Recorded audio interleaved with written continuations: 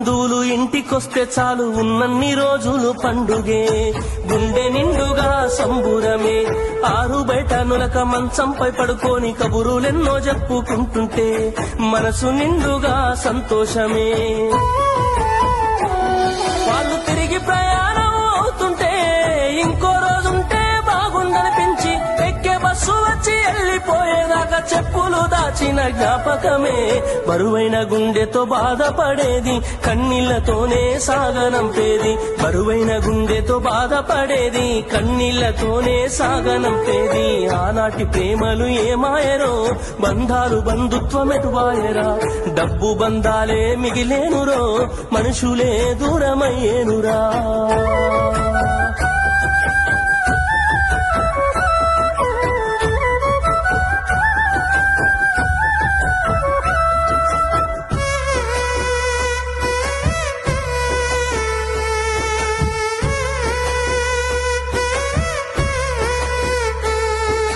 రాను రాను మనిషి కొత్తదనము కోరి స్వార్థముతోనే బతుకుతుండే, విలువలన్నీ నేడు మరిచిపోయే.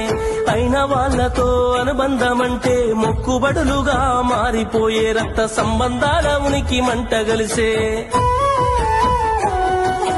ఒకటే ఊరిలో ఉంటున్నా ఏడాదికోసారి కలుసుడాయే, ధనవంతులుగా కొంత మారిపోతే నిరుపేద బంధువుల మరిసిపోయే. డబ్బున్న వాళ్లకు ఒక తీరు మర్యాద, నిరుపేద బంధువులకింకొక మర్యాద. డబ్బున్న వాళ్లకు ఒక తీరు మర్యాద, నిరుపేద బంధువులకింకొక మర్యాద. ఆనాటి ప్రేమలు ఏమాయరో, బంధాలు బంధుత్వమెటువాయరా. ఆనాటి ప్రేమలు ఏమాయరో, బంధాలు బంధుత్వమెటువాయరా.